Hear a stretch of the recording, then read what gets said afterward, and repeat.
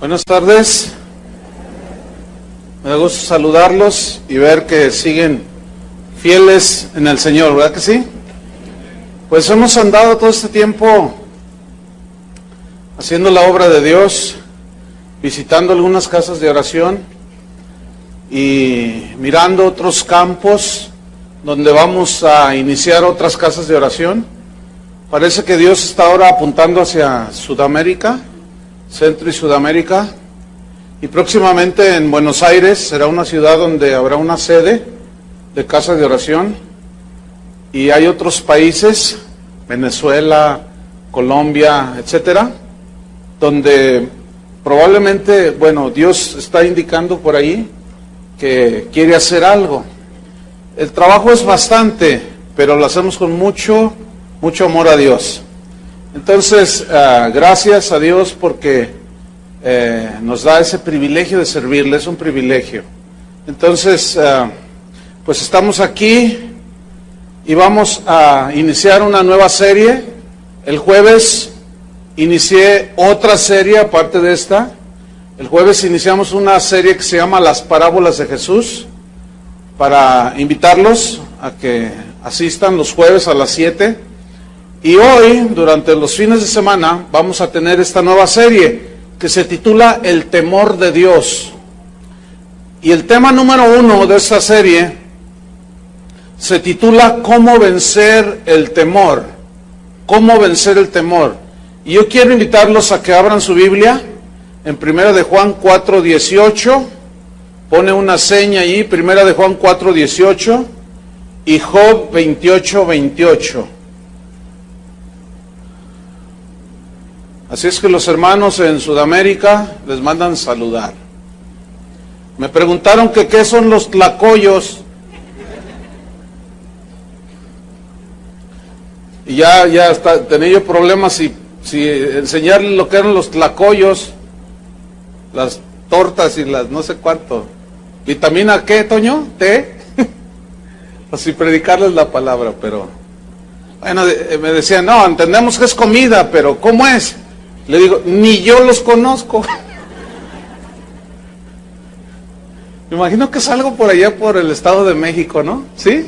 ¿Esos son los tlacoyos? De Veracruz y todo eso, Veracruz, bueno. 1 de Juan 4:18. Y también vamos a leer Job 28:28. 2 versículos. Primero leamos 1 de Juan 4:18. Y dice así: en el amor no hay temor, sino que el perfecto amor echa fuera el temor, porque el temor lleva en sí castigo, de donde el que teme no ha sido perfeccionado en el amor. Ahora vamos a Job 28:28. Y dice así: y dijo al hombre, he aquí que el temor del Señor es la sabiduría, y el apartarse del mal, la inteligencia. Si ponemos atención a estos dos textos, vamos a notar que hay dos usos distintivos del vocablo temor. Uno es negativo y el otro es positivo.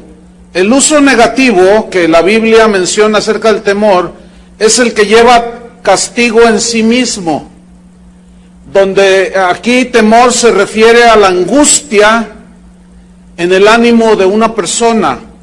Se refiere al temor que sentimos los seres humanos a sufrir circunstancias adversas, eventos trágicos. Tenemos temor, miedo a sufrir situaciones que nos dañan, circunstancias peligrosas, arriesgadas. Todo esto produce temor en la vida del ser humano. Y el lado positivo del temor es el temor a Dios, el de Job 28. Que básicamente el temor a Dios es un respeto profundo a Dios. Es un darle honra por su grandeza, un reconocimiento y adoración por su amor. Es darle reverencia a Dios, respeto por su santidad. Job dijo, he aquí el temor del Señor es la sabiduría. Entonces notamos que tiene dos implicaciones la palabra temor, una positiva y otra negativa. La palabra que se traduce temor en 1 de Juan es la palabra phobos. Y esta palabra es una palabra neutral. Significa que según la forma en que se use, en el contexto en que se use la palabra phobos, que se traduce temor, es el significado que tiene. Por ejemplo, en 1 de Juan que leímos, tiene un significado negativo, el temor. Ahí se ve que el temor daña. Pero en Job vemos el lado positivo del temor, que produce reverencia a Dios, produce sabiduría, inteligencia y nos guarda de pecar. Entonces, cuando aparece la palabra phobos, temor, esta palabra puede describir a una persona que es cobarde, miedosa, que es temerosa, por un lado. Pero la palabra temor también describe a un hombre o una mujer que es piadosa, que ama y respeta y honra a Dios. Hoy nos vamos a enfocar en el lado negativo del temor y cómo vencerlo. Porque toda la serie que va a seguirnos, vamos a desarrollar el lado positivo del temor, pero del temor a Dios, que es en sí el centro de la serie. Entonces, nos vamos a enfocar en el lado negativo del temor y cómo vencerlo. Ok.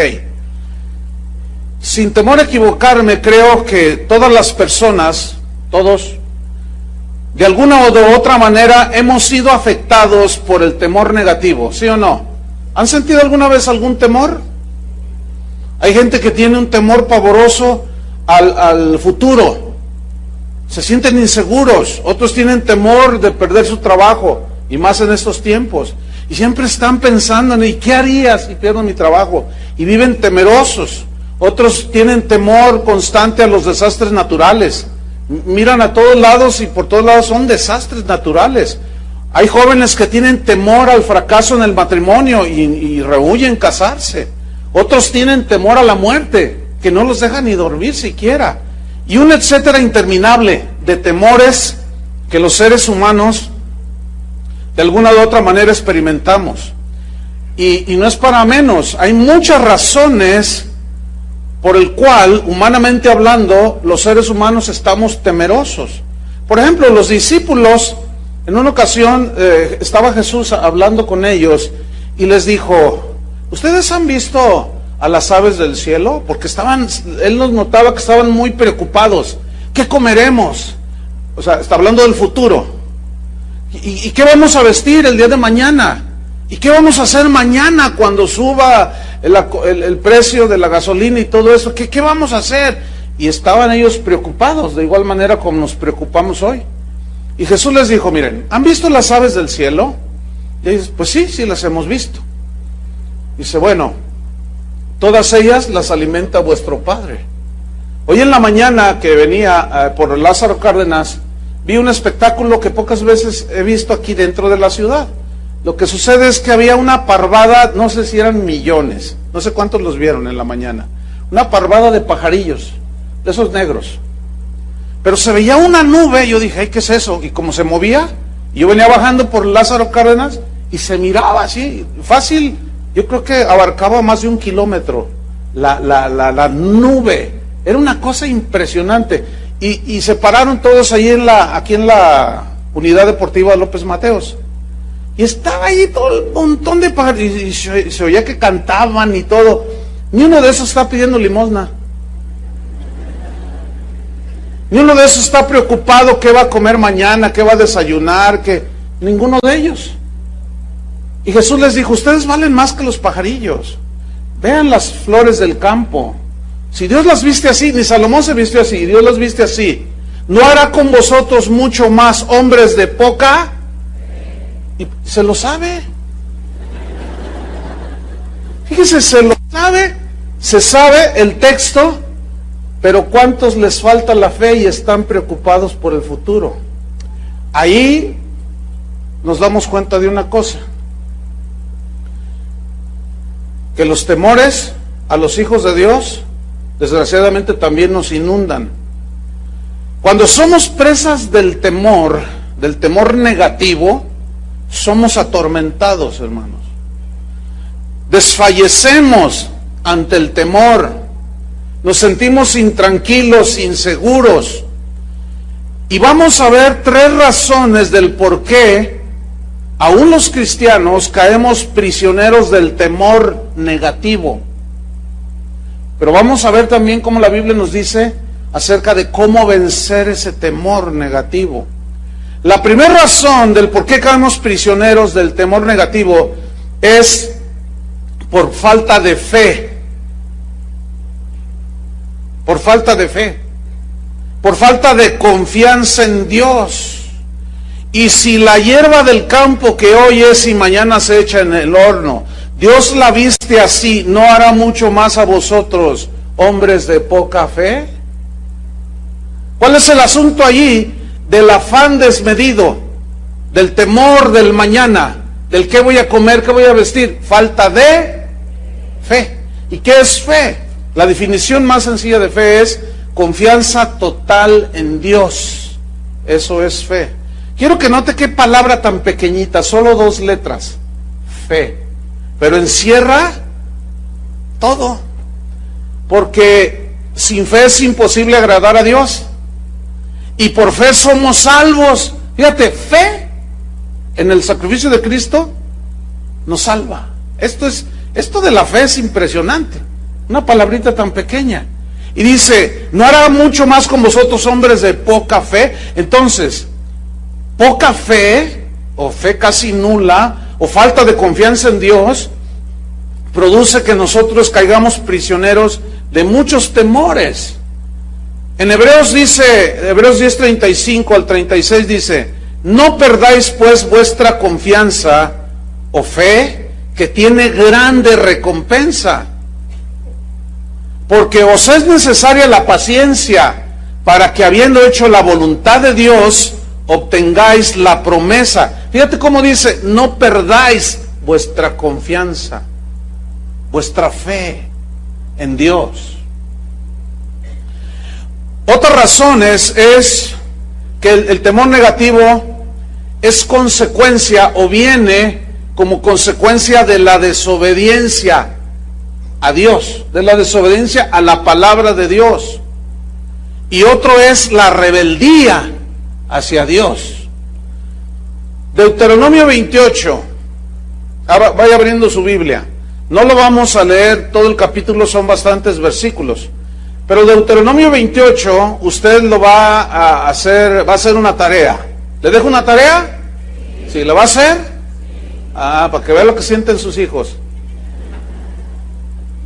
Ok, hoy en la tarde o antes de dormirse, usted va a leer Deuteronomio capítulo 28. ¿Sí? No lo podemos leer todo, es bastante. Tiene casi 70 versículos. Ok.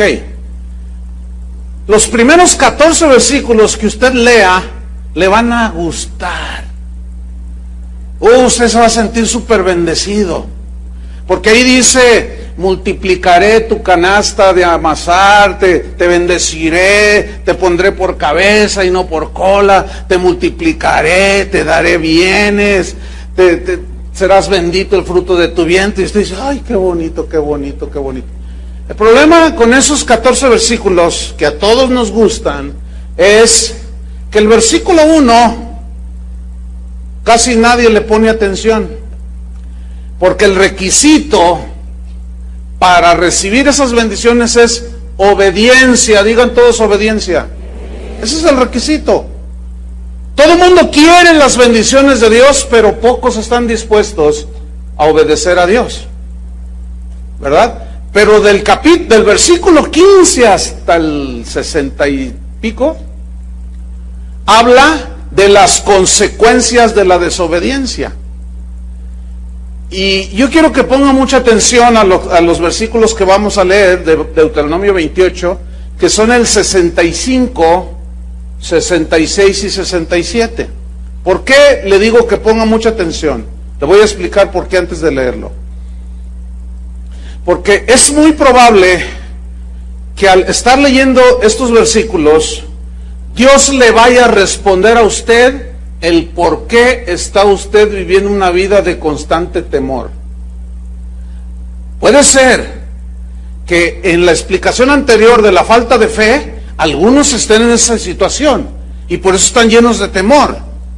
Pero otros puede ser por causa de rebeldía y por causa de desobediencia a la palabra de Dios. Deuteronomio 28:65 está hablando de las consecuencias de la desobediencia. Y estas, fíjense lo que producen. Versículo 65. Y ni aún entre estas naciones descansarás, ni la planta de tu pie tendrá reposo, porque allí te dará Jehová corazón, ¿qué? Temeroso. ¿Y por qué Dios te va a dar corazón temeroso?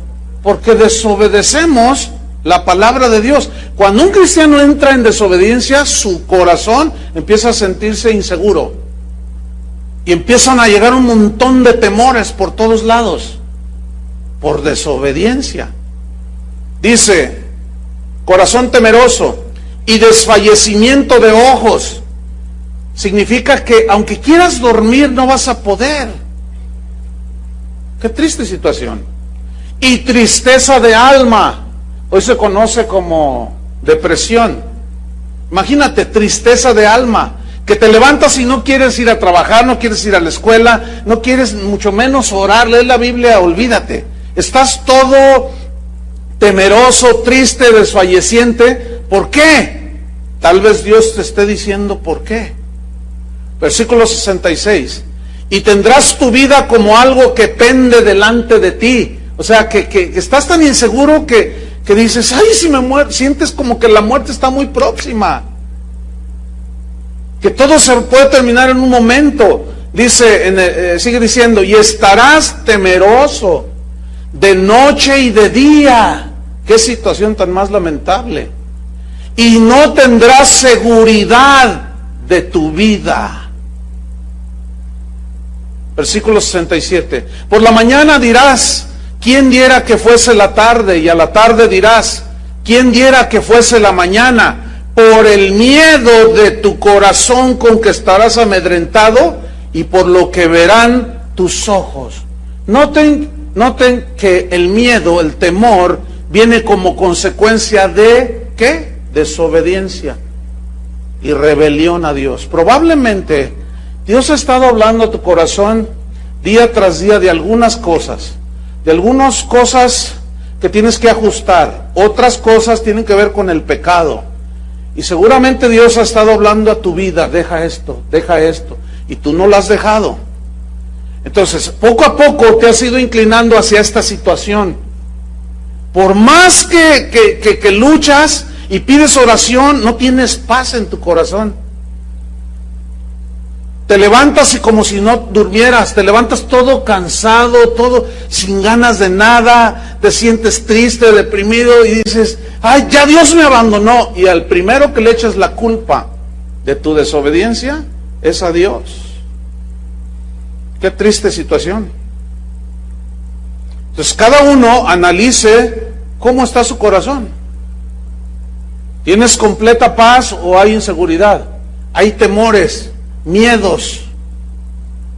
Por otro lado, el temor negativo tiene otro aspecto. Negativo, por supuesto. Y es que el temor es contagioso. ¿Se acuerdan cuando el asunto de esa gripe influenza? ¿Cómo había un montón de medidas de higiene para prevenir el contagio de esa gripe agresiva? Y que lávese las manos y que no le salude y que con de mano a la persona y láveselas cada rato y póngase antibacterial y no le dé beso y quién sabe cuánta cosa. Todo para prevenir ¿qué? El contagio. Ahora, cuando usted habla con una persona, que seguramente ha hablado con alguna, si es que usted no es el que está en esa situación, y usted habla con una persona que está insegura, no tiene paz, no está descansada, no siente la seguridad aunque viene a la iglesia, y está toda así, mira, de mírame y no me toques, y empieza a hablar con usted. Si usted no está firme y usted no le habla con la palabra y ubica a esa persona en la palabra de Dios, lo va a contagiar. Y al rato va usted con la otra comadre, ay, fíjate que vino la hermanita Cholita y me dijo que fíjate, ay, sí es cierto, ay, Dios mío, Dios nos ampare, ay, pero es que ya no saben ni qué hacer. Y empiezas con una de temores y se te contagió. Tú ibas caminando bien en los caminos de Dios, pero vino un desobediente o un rebelde o un falto de fe y te contagió. Y empezaste a hablar igual que él, con falta de fe, en rebelión. Sí, ahí dice, pero ¿a poco que no sé cuánta cosa? Y te comenzaste a rebelarte. En ese momento entraste en una situación bien peligrosa, de desobediencia y de rebeldía, y de falta de fe. Y los temores comenzaron a llegar. Y empezaste a decir, ¿y si me corren del trabajo? ¿Y si mi hijo se mete a las drogas? ¿Y si mi hija se la roban? ¿Y si me secuestran? ¿Y si me esto? Una de temores que vives una vida miserable. Lo más triste de esto es que Jesús, diciendo que vino a darnos vida y vida en abundancia, esa vida en abundancia se refiere a la vida espiritual de calidad. Porque la vida del hombre no consiste en la abundancia de los bienes materiales que posee. Cristo no se refería a ese tipo de vida que hoy enseñan algunos. Se refería a la calidad de vida espiritual que tú vives en tu hogar y en tu interior. ¿Hay paz en tu hogar? ¿Hay armonía en tu hogar? No estoy diciendo que no haya problemas, los hay, pero cuando los hay, pides perdón y se restablece la paz. ¿Cómo viven? Alguien ha dicho, no, nosotros vivimos como perros y gatos, nomás peleándonos. No hay paz, ¿verdad? La señora toda insegura y gana más y pide otro aumento y quiero más. Y el otro, ya no doy más, dice el otro pobre. Pues me voy a meter a trabajar. Y los niños, pues ahí se los dejamos a la vecina. Es que si no, ¿qué vamos a hacer? Y es horrible, hermanos, esa vida. Pero lo más terrible es que cristianos entren en ese nivel tan paupérrimo de vida espiritual. Es increíble que muchos cristianos estén contagiados. También la rebeldía se contagia, también la desobediencia se contagia, y se contagia la falta de fe. Hay una historia en Números 13, si va buscando su Biblia, usted la va a abrir en el capítulo 14 de Números. Números 14, pero déjeme narrarle así brevemente. Esta luz está fallando, ¿no le hace que la apaguen? Mejor, porque ya parece que estamos en el aeropuerto. Entonces me hago así un poquito, así, ahí está, ¿verdad? Entonces, Números 13, allí narra una historia muy interesante. Resulta que Dios le dice a Moisés que les va a entregar la tierra. ¿Ha oído eso de la tierra prometida? Y Dios le dijo, mira Moisés, es una tierra como ninguna. En esa tierra hay mucha agua, hay mucho fruto, hay mucha comida. Es una tierra que fluye leche y miel. Es una expresión hablando de que hay de todo, ¿sí? Hay alimento, hay dulzura, hay descanso. Una tierra en la que todos quisiéramos vivir, ¿no es cierto? Bueno, y los tabasqueños dicen, pues vente a vivir acá, dicen. Pero ahorita están un poco inundaditos. Pero Dios le dice a Moisés, ok, te voy a entregar esa tierra, pero ustedes tienen que poseerla. Ustedes tienen que avanzar y conquistar esa tierra. Es como las promesas de Dios, ahí están. Pero si tú no das el paso de obediencia, no va a pasar nada. Cuando ellos iban a pasar el río Jordán, los levitas llevaban el arca del pacto en los hombros. Y ellos tenían que dar el primer paso para que las aguas se detuvieran. Mientras ellos no daban el paso, así como Moisés, mientras no estiró, extendió la vara, el mar rojo no se dividió. Eso habla de un acto de fe. Pueden imaginarse Moisés yendo con Dios. Señor, están los egipcios allá y está el mar acá. Y Dios le responde, no me hables a mí, no me digas nada. ve, párate enfrente del mar y extiende la vara. Ahora, hagan algo de imaginación. Moisés dice, ¿la vara? Bueno, así no dice, así no dice la Biblia, pero imagínenselo, diciéndole a Dios, que le haga así y se extiende y se abre. Sí, eso es lo que te estoy diciendo. Pero Señor, es que eso va en contra de mi razón. Moisés no discutió con Dios, y ese es el problema con nosotros. La Biblia dice, la mujer sométase al marido. Ya están las señoras, ¿pero por qué? ¿Pero por qué? Y por eso hay tantas broncas en tu familia. Pues el hogar está de cabeza. Entonces Moisés, ¿qué hizo Moisés? Va y se para enfrente del Mar Rojo, extiende la vara. Mientras no la extendió, mientras que los levitas no dieron el paso de obediencia en fe, no pasó nada. Y así están muchos de ustedes, saben muchos versículos de la Biblia, saben muchas cosas de Dios, pero no obedecen, no tienen plena confianza en Dios, no dan el paso de obediencia y no sucede nada. Por eso están estancados algunos. Entonces, finalmente Moisés escoge a 12 y los envía. Reconocen la tierra. Dice la Biblia en el capítulo 13 que trajeron una prueba de los frutos que había ahí en la tierra. Dice que trajeron unos racimos de uvas. Eran tan grandes que tuvieron que ponerlos en garrotes, en palos, y los trajeron así en el hombro.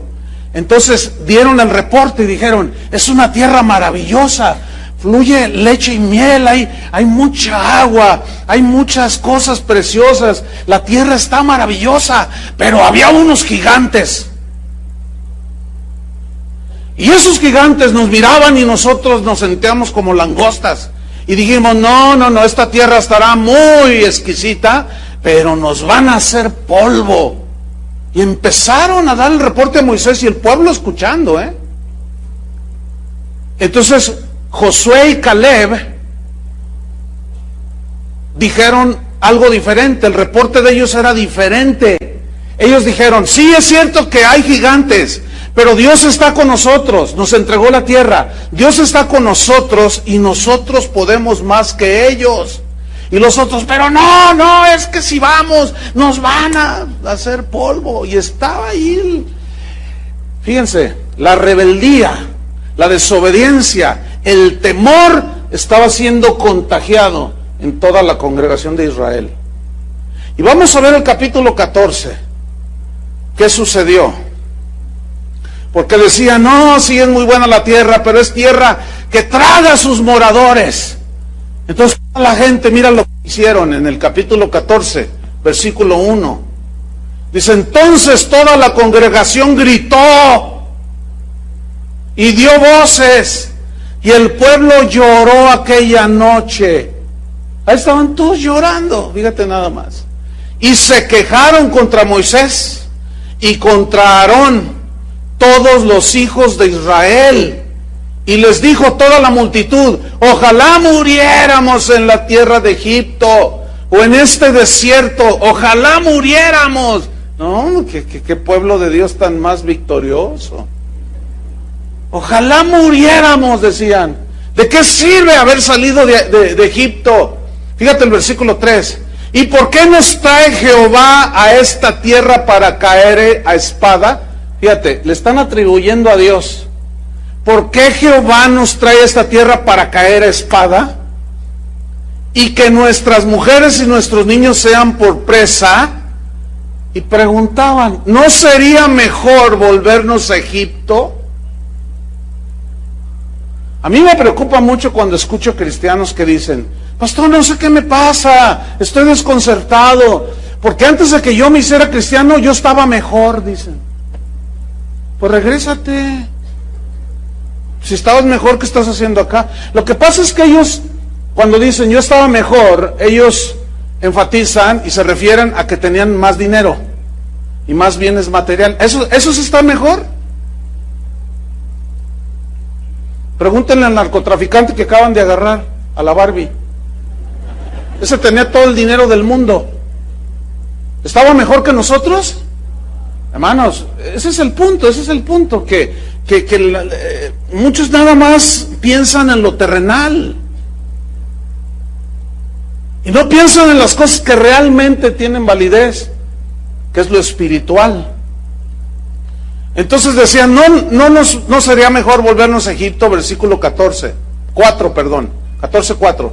Y decían el uno al otro, designemos un capitán. Mira, si para eso sí que eran bien ordenados. Vamos a designar un capitán y volvámonos a Egipto. Entonces Moisés y Aarón se postraron sobre sus rostros delante de toda la multitud de la congregación de los hijos de Israel. Versículo 6. Y Josué hijo de Nun y Caleb hijo de Jefone, que eran de los que habían reconocido la tierra, rompieron sus vestidos y hablaron a toda la congregación de los hijos de Israel diciendo, la tierra por donde pasamos para reconocerla es tierra en gran manera buena. Mira, hermano, las riquezas espirituales que Dios nos ofrece son en gran manera buenas. Son las cosas que no se pueden comprar con dinero, como la paz. ¿Sí o no? La seguridad en Cristo, eso no se puede comprar. Es bueno en gran manera. Y esa tierra, ellos la estaban despreciando por miedosos, porque no querían dar el paso de fe porque vieron gigantes. Entonces dice, esa tierra es en gran manera buena. Versículo 8. Si Jehová se agradara de nosotros, Él nos llevará a esta tierra y nos la entregará. Tierra que fluye leche y miel. Aquí está el punto en versículo 9. Por tanto, no seáis rebeldes contra Jehová. ¿Por qué estaban llenos de temor? Porque se rebelaron contra la palabra de Dios. No creyeron la palabra de Dios. Mientras Dios les dijo, yo les entrego la tierra, ellos dijeron, no, hay muchos gigantes. Es increíble. Sigo leyendo. No seáis rebeldes contra Jehová, ni temáis al pueblo de esa tierra, porque nosotros los comeremos como pan. Su amparo se ha apartado de ellos, y con nosotros está Jehová. No los temáis. Ahí está, el temor negativo los había envuelto, los había abrazado, y estaban llenos de temores. ¿Por qué? Por rebelión, por rebeldía, por falta de confianza en Dios. Versículo 10, mira, después de que dicen esto, mira cómo reaccionan. Entonces toda la multitud habló de apedrearlos. No, de verdad que esa gente, uno lo lee así, pero luego ve a los cristianos de hoy y dice, no hay mucha diferencia. No hay mucha diferencia. Porque el que predica el evangelio, la sana doctrina es aquella que te lleva hacia Dios, que te impulsa a obedecer a Dios, amar a Dios sobre todas las cosas, a serle obediente. Esa es la sana doctrina. Pero a muchos no les gusta oír la sana doctrina. Les gusta oír cosas que alimentan su ego y que les enseñan a obtener las cosas de este mundo. Entonces, cuando viene la verdadera riqueza espiritual que alimenta, te dicen de todo. Y aquí hablaron de apedrearlos. ¿Por qué los iban a apedrear? Porque en realidad ellos nada más estaban viendo su propio gusto. Pero el temor era más grande que la fe. Y eso los llevó a rebelarse, y a la vez era un círculo vicioso. Es muy probable que la condición en la que algunos de ustedes estén, de intranquilidad, de insatisfacción, sea producto de la desobediencia. Porque leen la Biblia, oyen la palabra de Dios, estudian inclusive la palabra de Dios y no la ponen por obra. O sea, nada más se queda en el terreno del conocimiento. Ya veremos un poquito más adelante eso. Entonces hablaron de apedrearlos. Pero la gloria de Jehová se mostró en el tabernáculo de reunión a todos los hijos de Israel. Y ni así, fíjate. Ahora, fíjate el versículo 11. Y Jehová dijo a Moisés, mira lo que le dijo, pon atención. ¿Hasta cuándo me ha de irritar este pueblo? ¿Qué sucede cuando alguien que dice que es su hijo desobedece a Dios? Mira, te lo voy a responder con esto. Cuando tú le dices a tu hijo una vez, 2 veces, cierta orden, y no la hace, ¿cómo reaccionas tú? Con enojo, ¿no es cierto? Y con molestia. Es la tercera vez que te lo dije, y ya. ¿Sí o no? Bueno, si un padre, ¿qué padre es aquel que su hijo no disciplina? ¿Cuánto más Dios? A sus hijos. Entonces, ¿qué está haciendo? Está diciendo Dios, ¿hasta cuándo me ha de irritar este pueblo? Y todavía hace una pregunta, ¿hasta cuándo no me creerán? ¿Ven? ¿Hasta cuándo no me creerán? Hay gente que dice, que va a las iglesias y dice, se me hace que ya Dios me abandonó. Se te hace. Fíjate nomás, qué frase tan llena de fe, de convicción. Se me hace que ya Dios me abandonó. Sí, ¿y por qué? Pues es que le pido y no pasa nada. Es que el cristianismo no es le pido. Eso no es el cristianismo. Eso es la religión de los santos pediches. Eso no es el cristianismo. El cristianismo es obediencia a Dios. Amar a Dios sobre todas las cosas. Obedecerle a Él. Y sí oramos y pedimos. Pero a veces nos responde y a veces no. Y si nos responde, pues qué bien. Y si no, ¿qué? Pues también debería de ser, ¿no?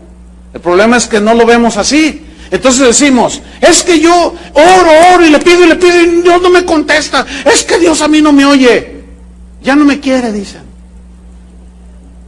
Qué triste es oír hablar así a los hijos de Dios. Y Dios se molesta, se enoja. ¿Hasta cuándo me creerán? Y la misma pregunta nos hace el Señor, ¿hasta cuándo me van a creer? ¿Hasta cuándo me vas a creer? Que si no respetas a tu esposa, yo no escucho tus oraciones. ¿Qué nos dice eso, Pedro? Que trates bien a tu esposa para que tus oraciones no tengan estorbo. Entonces, como las oraciones no llegan, pues no hay nada. Y tú te sientes todo y ¡ay, Dios mío! ¿Hasta cuándo me vas a creer? Te dice el Señor. ¿Hasta cuándo? ¿Hasta cuándo me vas a creer que dejes de estar coqueteando con el pecado? ¿Hasta cuándo me vas a entender? ¿Hasta cuándo me vas a creer? ¿Hasta cuándo me vas a creer que yo estoy contigo todos los días hasta el fin del mundo? ¿Hasta cuándo me vas a creer? Pero es que no te siento. Es que el cristianismo no es de sentir. El cristianismo es de fe, de creer y obedecer. Eso es el cristianismo, hermanos. Y Dios estaba enojado. Pero fíjate lo que dice al final. Con todas las señales que he hecho en medio de ellos. O sea, esto me prueba una vez más lo que yo les enseño constantemente, enfatizándole. ¿Por qué enfatizo esto? Que los milagros no convierten a nadie. Tampoco los milagros cambian a nadie. Tampoco los milagros producen fe en nadie. Lo que produce fe, lo que salva, lo que transforma, es la palabra de Dios. ¿Sí o no? Aquí ellos habían pasado el Mar Rojo. ¿Alguno de ustedes ha pasado Chapala por tierra seca? O los baches aquí de Guadalajara, que están llenos de agua. A ver, den el paso de fe y que sea. ¿Alguna vez han pasado Chapala así como por tierra seca? No. Fueron unos cuantos que experimentaron un milagro maravilloso. Y luego están enfrente de la tierra y tienen miedo. Ya Dios nos dejó. Mejor nos vamos a Egipto. ¿Qué hombres de poca fe? Y luego, déjame decirle así entre paréntesis. Al final de la reunión, espero entiendan lo que voy a decir. No vengan conmigo para que ore por ustedes. No voy a orar por ustedes. No, es que no es de oración aquí. ¿Entiende? ¿De qué se trata? ¿De qué es aquí? De obediencia. y de fe. Yo no puedo tener fe por usted, ni ser obediente por usted. Entonces, en este caso, no vengan a que ore por ustedes, porque no lo voy a hacer. Es como tu hijo te desobedece una vez, 2 veces, 3 veces, lo va contigo. Bueno, ora por mí, no, ¿cuál ora por mí? ¡Hágalo! Es lo mismo. Y Dios igual. ¿Sí? En el Antiguo Testamento se ve que muchos oraban y nada. Hasta el Señor decía, quita de mí esto, quita delante de mí esto y obedéceme. Eso era todo. Y por eso están muchos llenos de temor. Y aquí estaban todos contagiados. Bueno, déjeme decirle que esa generación que dudó y estaba llena de temor, no entraron a la tierra prometida. O sea, al disfrute de la tierra de las bendiciones que Dios había tenido para ellos. Usted puede ser salvo, pero vivir aquí en la tierra una vida mediocre, pero en grado superlativo, O sea, porque la salvación es por fe, ¿sí? Y la salvación es un acto de usted se arrepiente y por gracia, por medio de la fe somos salvos. Pero ya cómo está viviendo o cómo va a vivir su vida cristiana, ese es otro asunto. ¿Me estoy explicando? O sea, ¿cómo vive usted su vida cristiana? Ese es el punto. ¿Usted tiene paciencia para heredar las promesas? ¿Usted está siendo obediente para ser transformado a la imagen de Jesús? ¿O lo llena el orgullo, la vanidad, el deseo de reconocimiento y tantas cosas que son de la carne? Es obvio que cada quien entonces escoge el estilo de vida que vive. O sea, como usted vive, ahorita ya vamos a suponer que todos son cristianos. Como usted vive, es lo que usted decidió. Así como usted vive, es como usted decidió vivir. El otro día hablaba con una persona, ahora que andaba ya en otro país, y pues yo lo conozco de años a un joven, y yo sabía que este joven tenía problemas con su hermano en la carnal. Entonces lo vi, tenía ya rato que no lo miraba, y yo le pregunté, le dije, oye, ¿cómo está tu relación con tu hermano? A ese ni me lo nombres, dice. A ese no lo voy a perdonar nunca. Entonces yo le dije, ¿estás seguro de eso? Claro, es que lo que mi hermano hizo no es merecedor de que nadie lo perdone y no lo voy a perdonar nunca. Le digo, ¿y vas a la iglesia? Bueno, sí, ya me estoy congregando en una iglesia muy buena. ¿Y? Le digo, no, mira. La Biblia dice que el que dice que ama a Dios y aborrece a su hermano es mentiroso. O sea, a ver, explíqueme, ¿cómo se puede concebir a un cristiano así, con amargura? ¿Se puede? Ok, pregúnteme cómo vive. En 3 días que estuve por ahí me di cuenta cómo vive.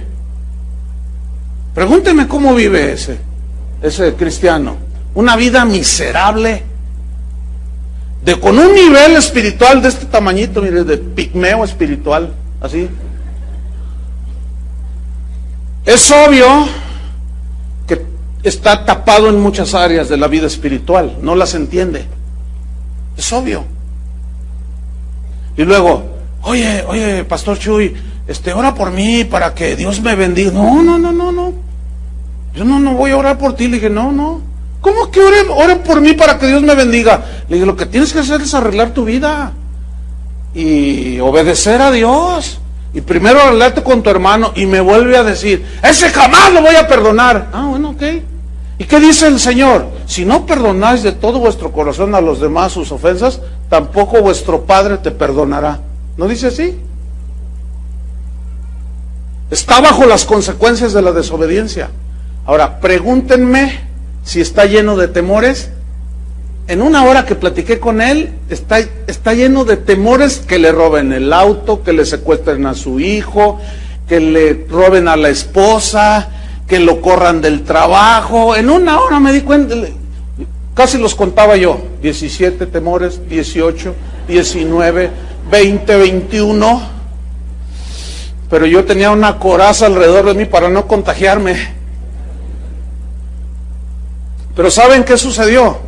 Llegó un momento en que ya le dije, bueno, ahí nos vemos. No, espérate, le dije, no. ¿Saben que yo ya no le dije nada de la palabra de Dios? ¿Saben por qué? Porque la Biblia dice, no le eches las perlas a los cerdos. Esto es muy fuerte. Las perlas son las riquezas del Evangelio. No sea que las pisoteen y después se vuelvan en contra tuya. A los discípulos les dijo, ya, no les diga nada, ya. Sacudan el polvo de sus pies. Y me levanté y le dije, bueno, ahí nos vemos. Oye, pero no. Oye, ¿cómo puedes estar hablando con alguien que dice, yo nunca voy a perdonar a mi hermano? ¿Cómo puedes seguir hablando con él? No. Dice, no, ahí nos vemos. Y no oré por él. Porque no es un asunto de oración, ¿entienden? Es un asunto de que él está amargado contra su hermano. Otros contra su papá, otros contra su mamá. Entonces, cada uno vive la vida que escogió vivir.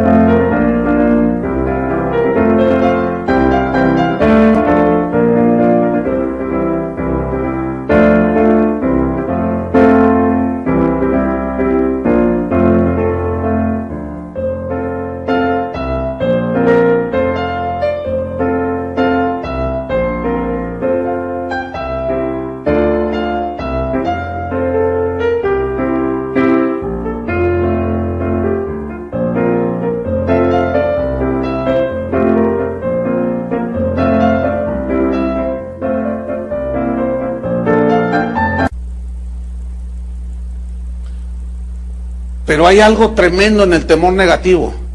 Es tan destructivo que inclusive a algunos les impide salvar su alma de la condenación del infierno. Abran su Biblia en Apocalipsis 21, versículo 8. Y con mucha atención vamos a leer este versículo, Apocalipsis 21, 8. Y yo quiero hacerles notar a todos ustedes que hay una lista ahí de personas que menciona la Biblia, de que se van a ir al infierno, que Dios los va a condenar al infierno. Y yo quiero que pongan atención quiénes son los que encabezan la lista. ¿Están listos? Ok, Apocalipsis 21:8. ¿Quién encabeza la lista? Ahí va. Pero los cobardes e incrédulos. ¿Qué es un cobarde? Miedoso.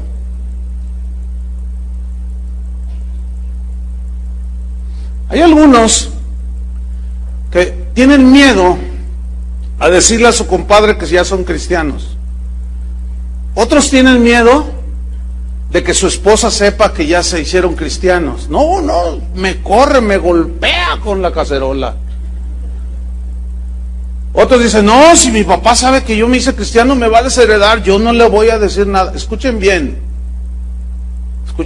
Jesús dijo, cualquiera que me confesare delante de los hombres, yo le confesaré delante de mi Padre. Y cualquiera que se avergüence de mí y me negare delante de los hombres, yo también me voy a avergonzar y lo voy a negar.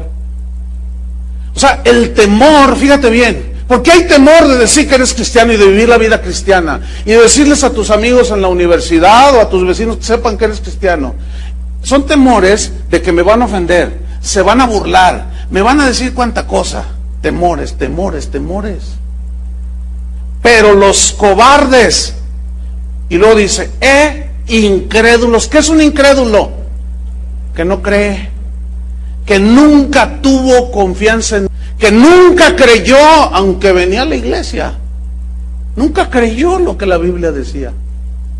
Pero los cobardes e incrédulos, y luego sigue la lista, los abominables, los homicidas, los fornicarios, los hechiceros, los idólatras, y todos los mentirosos tendrán su parte en el lago que arde con fuego y azufre.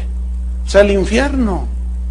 Ahora, lo que me llamó la atención a mí de este versículo es que la lista la encabezan los que no tienen confianza en Dios, los que no creen y los miedosos, los cobardes. Entonces, el miedo, ¿hasta dónde nos puede arrastrar? Ahora bien, aquí entramos en lo que realmente nos interesa a nosotros ahora. ¿Cómo vencer el temor negativo? ¿Cómo vencerlo? Porque es muy probable que muchos estemos envueltos ya en estos temores. Y la pregunta es, ¿cómo vencer todo esto? ¿Cómo vencer ese desasosiego que siento, esa intranquilidad, esa inseguridad, ese temor de qué voy a hacer mañana? El país está en quiebra y el negocio a lo mejor lo cierran, la empresa, voy a perder mi trabajo. ¿Qué voy? Uy, hermanos. ¿Saben? El mundo, Jesús dijo que los hombres, cuando vean las potencias de los cielos, las señales en el sol, en la luna, dice, los hombres desfallecerán por el temor en sus corazones. O sea, en realidad, miras alrededor y no está para menos, ¿eh? El asunto aquí, en que la diferencia entre ustedes que están aquí y los que están afuera, que no son creyentes, la gran diferencia es que tú eres creyente. Bueno, eso se supone, ¿o no? Vamos a creer que sí son.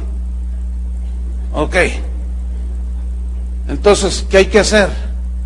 Ok, yo creo, pero tengo miedo. Tengo temores. Tengo miedo de que mi hijo se vaya a las drogas, de que mi hija la secuestre el mochaorejas.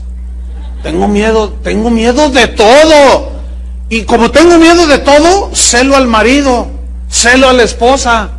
A mis hijos los tengo aquí, no te me muevas de aquí porque te roba el chamuco y el chupacabras te chupa la sangre. Tienes temor de todo, hermanos. Déjenme decirles algo. ¿Saben que en Centroamérica y parte de Sudamérica hace años ya que es muy común que secuestren pastores? ¿No sabían eso? Bueno, ya ahora ya lo saben. Bueno, ya está llegando acá a México. ¿Y saben cuál es la onda con los delincuentes? Que dicen, a ver, ¿cuánta gente tiene? No, pues que se cooperen entre todos. Así le hacen, no, eso es en serio. Y ya ha habido secuestros, hermanos. En la Ciudad de México acaban de secuestrar al hijo de un pastor. Dice, ¿cuánta gente tienes? Por cabeza 1,000 pesos. Y claro, los pastores, ¿de qué creen que platicamos el otro día? Oye, ¿ya sabes que están secuestrando? Sí, ya lo sabía. Una vez en Guatemala, llegué a una iglesia a predicar, iba en el auto con el pastor, y cuando llegamos, yo pensé que habíamos llegado a la comisaría, porque estaban un montón de vigilantes, escúcheme bien, con AR-15, con cuernos de chivo así. Yo le dije, oye, ¿qué es aquí? Aquí en la iglesia, hermano. Le dije, ¿aquí en la iglesia?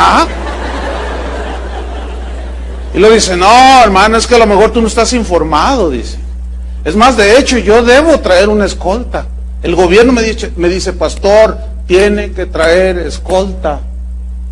Dice que aquí secuestran, Chuy. Han secuestrado un montón de... Y le estoy hablando de 1995, 96. Bueno, pues ya llegó a México. ¿Cuántos son pastores aquí? Ok. ¿Qué voy a hacer? ¿Qué voy a hacer? Ahí nos vemos, ¿eh?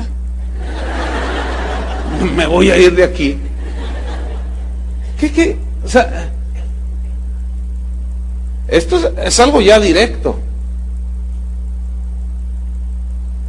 Y luego los gobiernos haciendo leyes que dicen, no, válgame Dios.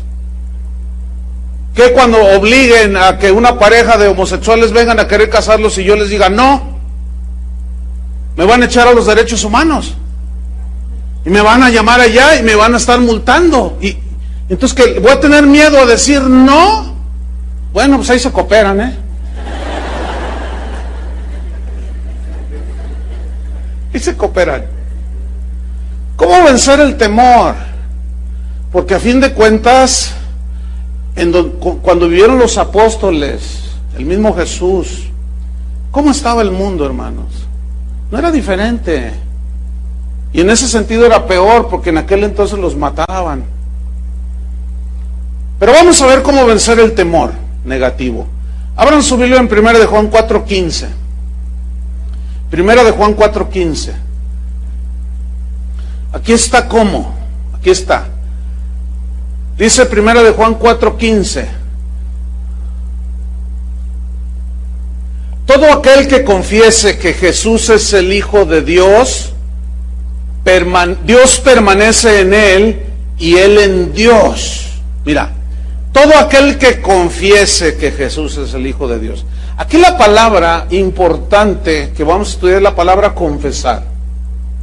Si tú sales a la calle, te pones a la entrada de un antro, de una disco y le preguntas a la gente, ¿usted cree en Dios? Y dice, claro, claro, claro. En la mañana que salgo que vengo acá a la oficina o llevo a mis hijos a la escuela, yo voy en mi auto y veo a mucha gente que sale de sus casas y todos hacen cosas así, ¿no? Como esta. Y todos, y traen rosarios colgados. Todo el mundo cree. ¿Verdad? Ay, y no sé qué, y me encomiendo a no sé quién. Ok. Tú pregúntale a cualquiera aquí en México, porque según eso, más del 90% es creyente. Bueno, todos te van a decir que sí creen. El problema con esta palabra confesar es que nuestro idioma lo entendemos así como, bueno, yo creo, sí, yo creo, todo el mundo cree. Pero aquí confesar viene de un término griego que significa afirmación rotunda de confianza total en Dios. Eso es confesar. O sea, cuando yo digo, yo creo que Jesús es el Hijo de Dios, estoy diciendo, yo creo que es el único que me salva. Él es mi salvador, Él es mi protector, Él es mi sustentador, Él es mi guía, Él es mi escudo. Ahora, cuando yo digo, Él es mi sustentador, esa confesión es una plena, según el término en griego, es una plena y total y rotunda confianza en Dios de que Él me va a suplir. Yo te hablaba con un hermano aquí en la congregación, 6 meses y no he encontrado trabajo. Y me dice, pastor, pero tengo mucha paz. Dice, Dios sabe que yo he repartido currículums por todos lados, dice.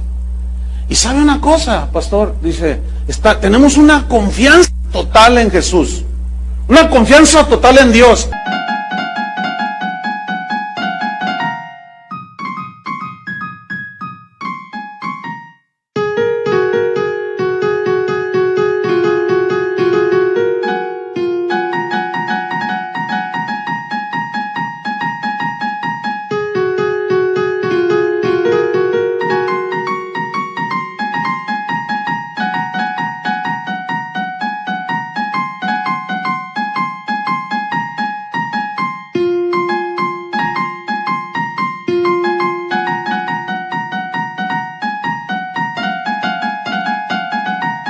Le voy a decir algo, pastor, le testifico.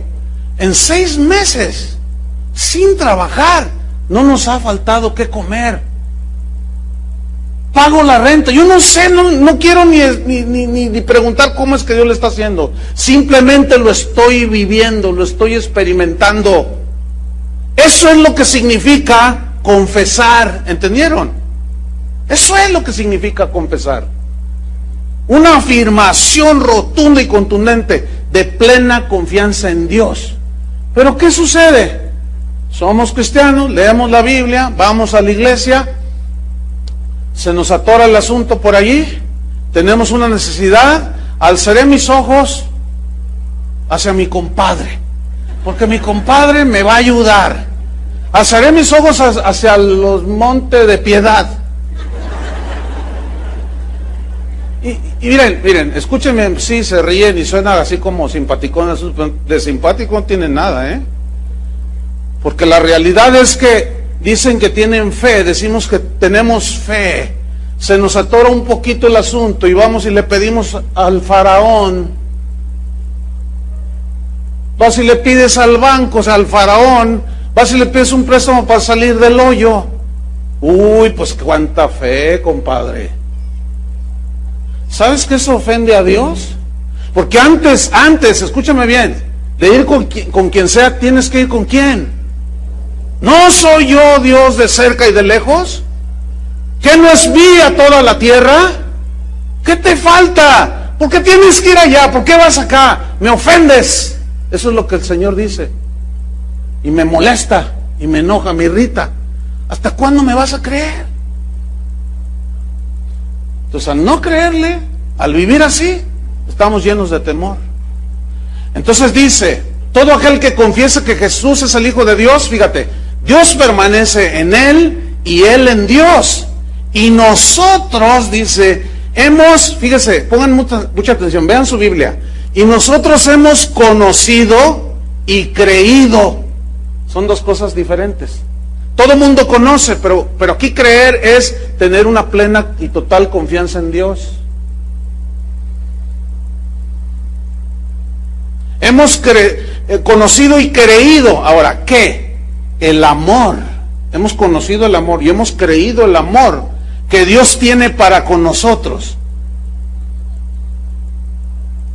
¿Dónde se mostró ese amor? En la cruz.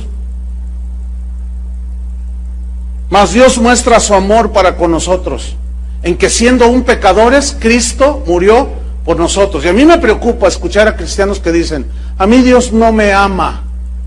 Me preocupa. Porque es decirle a Dios, cuando tú le dices a Dios así, o cuando tú dices a alguien, es que a mí Dios no me ama, tú estás diciendo, para mí el sacrificio de Cristo no vale nada.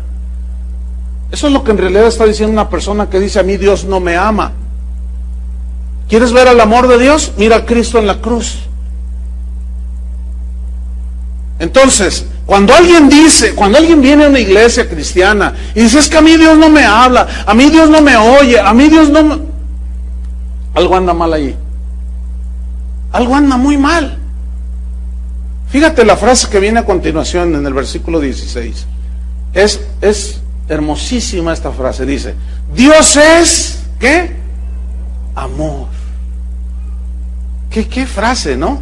Dios es, ¿qué? Amor. Y luego dice, y el que permanece en amor, o en Dios, en el amor de Dios, permanece en Dios y Dios en él. Yo quiero que ustedes noten que en este versículo 15 y 16 menciona varias veces la palabra permanecer. Permanece, permanece, permanece. Y ¿por qué tanto énfasis en permanecer? Para nosotros escuchamos permanecer y decir, bueno, pues permanecer, estar allí. Pero en el griego viene de un término meno, que significa vivir, significa morar, significa permanecer, estar allí permanentemente, sin moverse. ¿Sabes qué es lo que hace que tú permanezcas sin moverte, permaneces inamovible en Cristo? ¿Sabes qué es lo que hace? La fe. ¿Cómo viene la fe? Por el oír. ¿El oír qué? La palabra de Dios. Ahora, Jesús dijo en Mateo 7, dijo, todo aquel que oye la palabra de Dios y la hace, la hace. Hemos creído, hemos conocido y creído. O sea, al hacerla, al obedecerla, estás demostrándole a Dios que le crees, que lo que Él dice es verdad. Entonces, el que oye mi palabra y la hace, le voy a comparar a un hombre prudente, sabio, que edificó su casa, ¿sobre qué? Sobre la roca. Escuchen bien. Y vinieron los ríos, como el del río Santa Catarina en Monterrey. Habían de ver, yo fui después del asunto que sucedió, es una devastación total, impresionante, y vi las imágenes en la televisión. Muchas puentes se cayeron, pero fíjate, hubo una edificación, hasta se veían en las fotografías, hubo una edificación de una casa que tenía unos cimientos bien sólidos, y estaba en pie esa casa. Estaba socavado, pero estaba en pie esa casa. Todo era cuestión de fundamentos. ¿Cómo fundamentamos en nuestra vida cristiana? Obedeciendo la palabra de Dios. Porque vienen los ríos, dan con ímpetu contra aquella casa y no cayó. Permaneció firme y sólida. Pero el que oye la palabra de Dios y no la hace, ¿por qué no la hace? Por rebeldía, por falta de fe, por obstinación, por desobediencia. Oye y no hace, no cree que lo que está diciendo Dios es verdad. Y es un insensato que edificó su casa sobre la arena. Y vinieron los vientos, vinieron los ríos y dieron con ímpetu contra aquella casa y se cayó. Y grande fue su ruina. ¿Qué es lo que nos hace permanecer?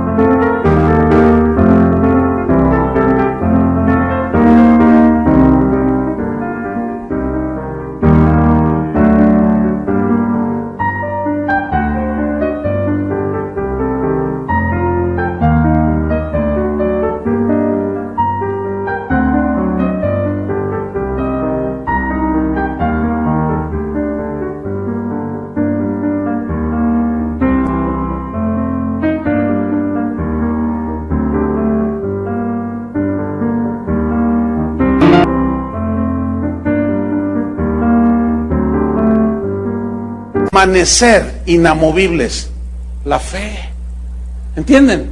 Y fe es total confianza en Dios. Créanle a Dios, no duden de Dios. Sea Dios veraz y todo hombre mentiroso. Dios no es como nosotros. Si Él dice algo en su palabra, es verdadero. Él nunca nos va a echar una mentira. Pero algunos desgraciadamente todavía discuten y ponen en tela de juicio la palabra de Dios y la escuchan y dicen, no, bueno, sí, pero no, muy exagerado, muy exagerado. No. Yo pienso que quédate con tu pensamiento, te vas a hundir, te vas a llenar de temores. Dios es amor. Y el que permanece en amor, permanece en Dios y Dios en él. Nada te puede tumbar. Con razón Pablo dijo, ¿qué diremos a esto? Si Dios es por nosotros, ¿quién contra nosotros? ¿Quién nos separará del amor de Dios? Tribulación, angustia, persecución, hambre, desnudez, nada. Antes en estas cosas somos más que vencedores. Versículo 17. En esto se ha perfeccionado el amor en nosotros. O sea, el amor de Dios. En eso se ha perfeccionado, ha crecido, hemos madurado, para que tengamos confianza en el día del juicio. ¿Por qué dice que tengamos confianza en el día del juicio? La respuesta está en los versículos, en las palabras que siguen. Porque como Él es, así somos nosotros en este mundo. Jesús es puro y santo. Cuando una persona se arrepiente y lava sus pecados en la sangre de Cristo, ¿cómo nos ve? Santos. ¿Sí o no? Eso dice la Biblia. Entonces, así como Él es, nosotros somos en este mundo. ¿Cómo nos ve Dios? ¿Cómo estamos? ¿Cómo somos? Santos, limpios. Ya nuestros pecados fueron lavados en la sangre de Cristo. Un día vendrá el juicio y no debemos de tener temor a ese juicio final. ¿Por qué? Porque nuestros pecados ya fueron juzgados en la cruz del Calvario. Espero estén entendiendo. Porque de ahí se deriva lo demás. Entonces, miren, para irnos sobre el final, versículo 18. En el amor de Dios, permanecer en Él, no hay temor. No hay temor a la muerte, no hay temor al futuro, no hay temor a los desastres, no hay temor, sino que el perfecto amor de Dios echa, ¿qué echa? Fuera, ¿qué? El temor. ¿Cuál es el punto? Obediencia. fe, obediencia. Eso te sustenta. Sino que el perfecto amor, o sea, que tú ya sabes que Dios te amó y si nos dio a su Hijo, nos da también todas las cosas. Entonces, cuando nosotros creemos lo que Él nos dice en su palabra, nosotros estamos creyendo que nos lo dice por amor. Y si yo obedezco, permanezco en su amor. Y ese amor a Dios y a su palabra es lo que echa afuera, ¿qué? El temor. Espero estén entendiendo. No vamos a poder avanzar en la serie El temor de Dios si primero no tratamos este punto. Porque ¿cómo vamos a implantar el temor de Dios en los cristianos, el lado positivo del temor, si están llenos de temores? Primero hay que estar libres de temor. Y ahí está ya. Permanecer en Dios, obedecer a Dios, tener confianza plena en Él. El perfecto amor echa fuera el temor, porque el temor lleva en sí castigo, de donde el que teme no ha sido perfeccionado en el amor. ¿Cuántos reconocen que necesitamos seguir siendo perfeccionados en el amor? O sea, crecer todavía más. Pero no va a pasar nada, escúchenme bien, si no hacemos como Moisés, dar el primer paso de obediencia en fe. Entonces necesitamos descansar plenamente en el amor de Dios para erradicar el temor negativo de nuestros corazones. El Señor, Pablo decía, no habéis recibido el espíritu de esclavitud para estar otra vez en temor. Hemos recibido un espíritu que nos ha liberado. Si no han recibido el espíritu por el cual clamamos, Abba, Padre. Terminamos leyendo Salmo 121. Abra su Biblia. Entonces, hemos visto cómo el lado negativo del temor destruye. Nos destruye, hermanos. Pero el perfecto amor echa fuera el temor. Y vamos a ver el Salmo 121 para que veamos cómo la fe en la promesa de Dios, en la palabra de Dios, ahuyentan el temor negativo y produce seguridad, confianza en Dios. Salmo 121, versículo 1 dice, alzaré mis ojos, ¿a dónde? A las alturas, a los montes. ¿De dónde vendrá mi socorro? Está buena esa pregunta, ¿no? A ver, yo se las hago ahora. ¿De dónde viene tu socorro cuando estás en una necesidad? De tu compadre, de tu papá, de tu mamá, del gobierno. ¿De dónde viene tu socorro? Bueno, aquí el salmista dice, mi socorro viene de Dios. Pregunto, ¿de dónde viene tu socorro? Bueno, del salmista él respondía, mi socorro viene de Dios. No dice que viene del psicólogo, no dice que viene del pastor, no dice que viene del compadre, no dice que viene del Monte de Piedad, no dice que viene del Banco Santander, no dice nada de eso. Ahora, que Dios use a todos esos, ese es otro asunto. Pero ¿de dónde viene mi socorro? ¿Del tuyo? ¿El mío? ¿De dónde viene? Bueno, cada quien tiene una respuesta. ¿Sí? ¿En quién te estás refugiando para esperar el socorro? Bueno, mi socorro viene de Jehová, que hizo los cielos y la tierra. Mira el versículo 3, habla de protección. No dará tu pie al resbaladero, ni se dormirá el que te guarda. Aunque algunos de ustedes están bien dormidos ahorita. Él no duerme. Fíjate qué maravilla, ¿eh? Tú te duermes y pierdes la noción de lo que está a tu alrededor. Dios no duerme. Fíjate lo que dice en el versículo que sigue, el 4. He aquí no se adormecerá ni dormirá el que guarda Israel. O sea, no estará cabeceando así, como algunos de ustedes están cabeceando así. No, Dios no hace eso. Él está despierto. Él no es hombre como nosotros. No es humano.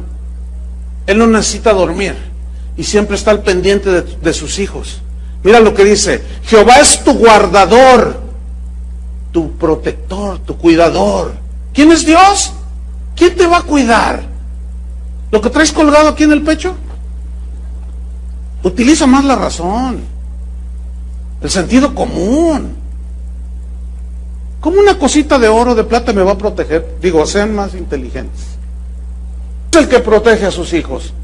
Dios. ¿Qué más dice?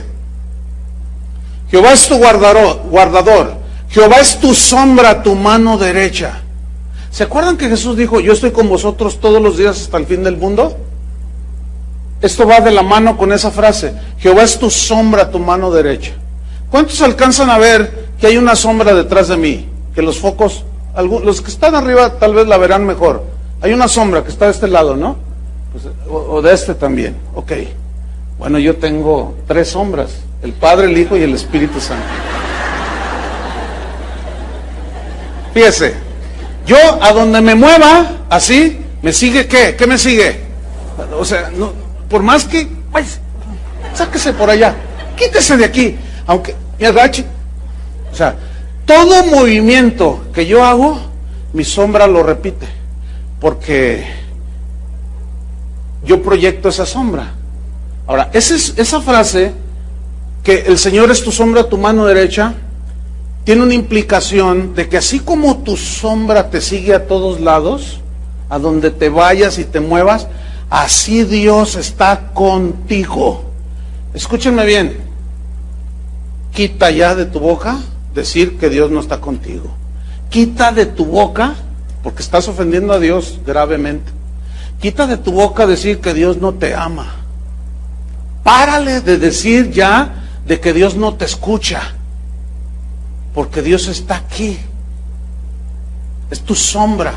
A donde te muevas, Él está allí. Él hizo el cielo y la tierra, y Él prometió estar con nosotros. Y eso a mí me produce una profunda seguridad, que a donde yo voy, Él está conmigo. El sol no te fatigará de día, ni la luna de noche. Jehová te guardará de todo mal. Él guardará tu alma. Jehová guardará tu salida y tu entrada desde ahora y para siempre. Ahora, en alguna de esas salidas a lo mejor ahí quedamos. Bueno, de algo tenemos que morir. Pero, ¿de cuántos no nos ha librado el Señor?